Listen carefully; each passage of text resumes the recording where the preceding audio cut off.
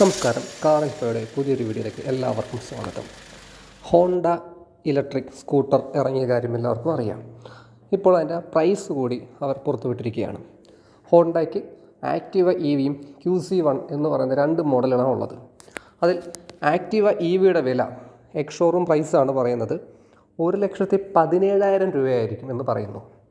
അപ്പോൾ അതിനേക്കാളും ഏകദേശം ഒരു 20,000 രൂപ അടുത്ത്, 15,000-നും 20,000 രൂപയുടെ അടുത്തായിരിക്കും കേരളത്തിൽ വരുമ്പോൾ ആ വാഹനത്തിൻ്റെ ഓൺ റോഡ് പ്രൈസായിട്ട് വരുന്നത്.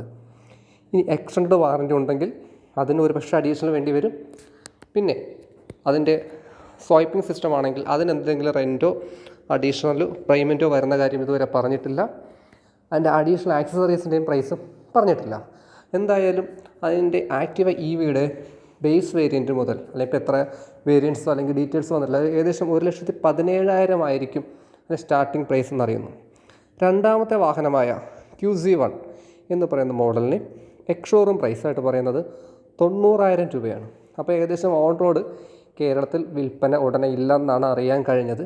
എങ്കിലും 1,10,000 രൂപയുടെ അടുത്ത് QC1 എന്ന് പറയുന്ന മോഡലിന് വരും.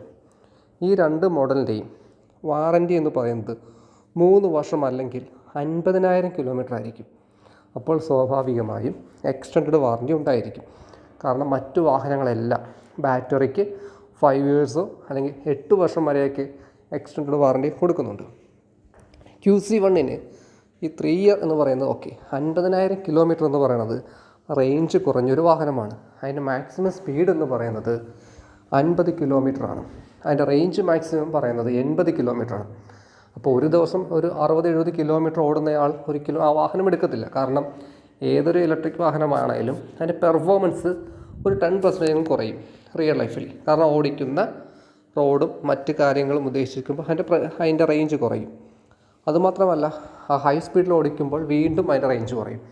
അപ്പോൾ ഒരു ദിവസം ഒരു 10, 20 അല്ലെങ്കിൽ 30 കിലോമീറ്ററോ അല്ലെങ്കിൽ 40 കിലോമീറ്റർ സിറ്റിയിൽ ഡ്രൈവ് ചെയ്യുന്നവർക്കാണ് ഈ വാഹനം ഉപയോഗിക്കാൻ കൂടുതൽ നല്ലതെന്ന് കമ്പനി തന്നെ പറയുന്നു.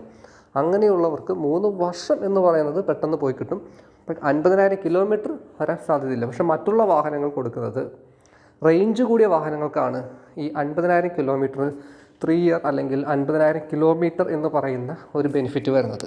ഒരുപക്ഷെ ആ ബെനിഫിറ്റ് ആക്റ്റീവ EVക്ക് നല്ലതായിരിക്കും. കാരണം സ്വൈപ്പിംഗ് സിസ്റ്റം ആയിരിക്കും വരുന്നത്.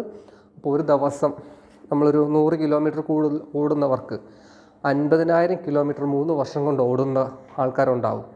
അവർക്കിത് വളരെ നല്ലൊരു ഓപ്ഷനായിട്ട് മാറും.